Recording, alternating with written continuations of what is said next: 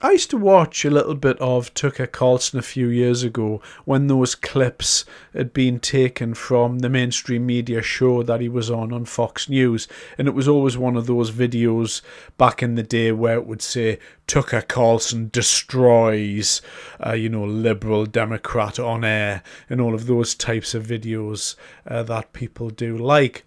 And, back then I thought he was quite an interesting chap. And then when he left that, he kind of just came out and started giving his own opinion. And for a while, I did quite like Tucker Carlson.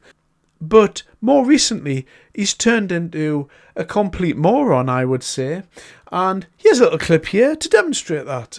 So people want to tell me Churchill's an incredible guy. Really? Well, why didn't he save Western civilization? He didn't even save Poland. He did. What did he He save? did save Western How? civilization. How? He defeated the Nazis. But I know he helped defeat the Nazis, Well, with his friend Stalin. The Nazis wanted the whole world to be speaking I'm not German. defending the Nazis. I'm just saying, where is Western civilization? That's about as much of that as I could take with Tucker Carlson ranting on like a deranged lunatic. It takes a special kind of moron when you're sitting talking to Piers Morgan to make Piers Morgan look good, and I think that's all the evidence we need. But in that short clip, you see everything there. So, well, if Churchill's so good, why didn't he save Western civilization? Well, he did help save Western civilization. And if the Western civilization that you're talking was, well, why didn't he save it after?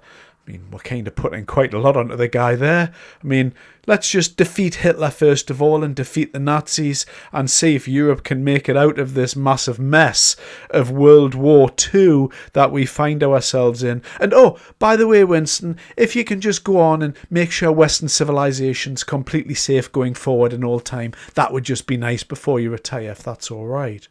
You see the ridiculous nature of that argument. And of course, Tucker Carlson has other morons onto his show, the likes of which are just as stupid as he is. So here is a man called Darryl Cooper. Now, Darryl Cooper is revered amongst American morons who like to project their intelligence onto various things like the Russia conflict and the Gaza war and all of the rest of this complete world toxic sludge that we find ourselves in at the moment.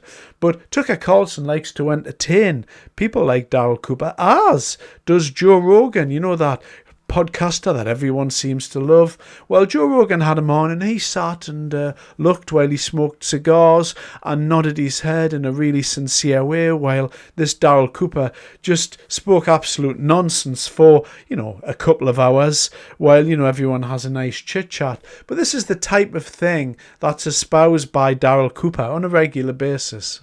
Churchill's like a sacred figure in their pantheon. And so I said that, maybe I'm being a little provocative here. I like to provoke Jocko with my Churchill takes or whatever. But that's only part of it. I mean, I'm very critical of Churchill's role, in my opinion, in turning the German invasion of Poland into the Second World War. I thought Churchill was the chief villain of the Second World War. Now, he didn't kill the most people. He didn't commit the most atrocities. But I believe, and I think when you really get into it and tell the story right and don't leave anything out, you see that he was primarily responsible for that war becoming what it did. Now, this is not a history channel. Certainly far from being a history channel. There are far better YouTube channels out there if that's what you are into. But listening to this, I'm not going to defend any of these claims. I'm just going to merely talk around it. The first thing I will say is that I think that everything that he's just said there is complete rubbish, out and out rubbish. It's revisionist history, it's ridiculous, it's insulting to the British people. Winston Churchill is a revered figure for normal people in this country simply because he helped to beat Adolf Hitler, who was what you might term a Nazi. If you go and look in the dictionary and you were to open that dictionary at N and you were to find Nazi, there would be a cardboard cutout of Adolf Hitler pop up and he'd be staring at you and you'd go, there's a Nazi, because that's who Winston Churchill defeated. And all this talk of, oh, well, he should have just made a deal with Hitler and, oh, Stalin was his mate, don't you know, and all the rest of it. I think, like most people, we know that the truth is never as rosy as it first seems. I am 100% sure, as in all wars throughout the whole of time, that when you have a wartime leader, they make decisions that would liquefy other people's minds of a lesser character. I think in war, these wartime leaders make horrific decisions based on the lives and deaths of literally hundreds of thousands, millions of people, and they hold that in their hands, but they are wartime leaders. I've no doubt if we could go back in time as a ghost and, watch Winston Churchill, no doubt some of the decisions that he made would completely shock and surprise us. But that was the moment in time. You can't say to somebody like Adolf Hitler, oh, should we just fight this war fair and square and we'll just meet up there and this'll... No, that's not how war works. War is dirty, war is nasty, and you win by any means necessary at all because that's what it's called. War.